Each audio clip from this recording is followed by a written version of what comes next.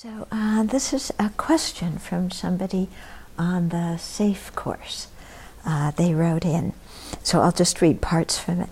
But she says, and it'll take me more than today to answer it because it has many parts to it. So she said, I was in the car and a song came on the radio, a beautiful, familiar, exquisitely sad and moving song, and I felt a huge well of emotion arising in me. Yeah? Everybody knows this. It brought me back to similar experiences all the years I was a professional musician. From my early 20s through mid-30s, I sang and played guitar, mandolin, and banjo. Music was everything for me, and I gravitated towards the slow, melodic, beautiful, and yes, sad songs. I think I equated that feeling of being really moved with being alive, being fully human, and so forth. I think we can all identify with that. I hardly ever pick up my musical instruments now for a number of reasons. Some of them have to do with simply spending my time on other things, but also because the arthritis in my neck and back makes it uncomfortable or painful to play too long. I've also long wondered about the monastic precept to avoid attending musical performances and what the reasons behind that are. And for some reason, I think I've let all my vague wanderings about that give me a sense of distaste or discomfort for playing music, as in maybe I shouldn't be doing that. Even though I'm not a monastic and I'm completely clueless about what the reasons behind that admonition might be. So that's the first part. There's still quite a bit more, but I thought I would address that first part now and explain why we have the precept, monastics have the precept, not to sing, dance, or go to entertainment. Okay, so there's several different reasons for this. One is, especially with music or with plays and movies and things like that, is, as she noted, they really grab you. Yeah. So then later when you sit down to meditate, what's going through your mind? The plot of the movie, the melody of the music, the feelings you had with the music. And so that interferes with your meditation. So listening to music, watching entertainment, these things, they're not naturally negative actions in the sense that just doing them is not something whereby somebody automatically creates non-virtue, but rather they're actions that the Buddha prohibited for specific reasons. So as monastics, we avoid those. But a lot of the karma we create by singing, dancing, or playing music have to do with our motivation, why we're doing it.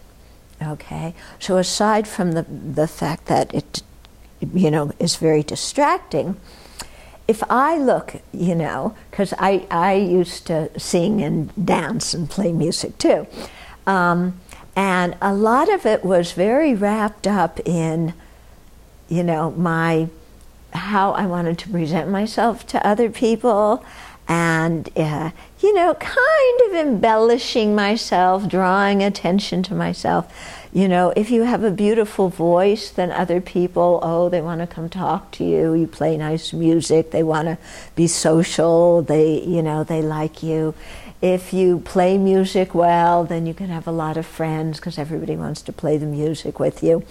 I see our musician nodding. I used to dance. I was in a semi-professional group before I even met the Dharma, folk dancing group. And boy, it was, to have people look at me. I enjoyed the dancing and I enjoyed the thing of being with people and people really doing something together and in a unified way, because singing and dancing, really brings people together in a very nice, positive way like that. But I also saw that I wanted attention, I wanted people to look at me, I wanted to be known as a good dancer, and for, all the perks, social perks that would bring, and so on. Okay, so that is definitely an attitude that's not conducive for Dharma practice. Okay, now, you might say, well, we chant, so isn't that a form of singing? So if you consider that a form of singing, then as a monastic you would ask the Buddha's permission before doing your chanting. If you don't consider it a form of singing and you feel like, your motivation's very clear about it, then, you do your chanting and recite your mantras and no problem. So, but you can see that the melodies for the chanting do affect how we feel when we're chanting, don't they? Yeah, and I think one of the reasons we all like the bowing to the Buddha and the Amitabha and so on, is the melody really kind of takes you and uplifts you into the meaning of the words. Yeah, so that way of using music, I think, can be very conducive for our spiritual practice, because it really can develop faith and so on. If you hear some of the rock music, and that really grabs you in a very different way, doesn't it? Yeah, and you can see, sound is very important, and it moves us, and it creates different feelings and emotions. It gets us interested in different things. A lot of the music that's played now is very sensual, and it makes desire arise. Some of the classical music is really, again, very emotional and can get you into a lot of emotion. So, I think that's also part of the reason for monastics to not get involved with that.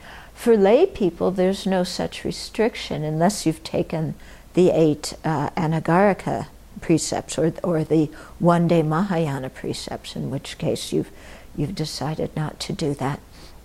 So, I think it's up to the individual, if you're a layperson, to decide how you're going to work with that. If you're a monastic, you've already made the decision, and it's a done deal. And then tomorrow I'll talk a little bit about entertainment in general and movies and so on, and then we'll talk about some of the other things she brought up regarding that in her email.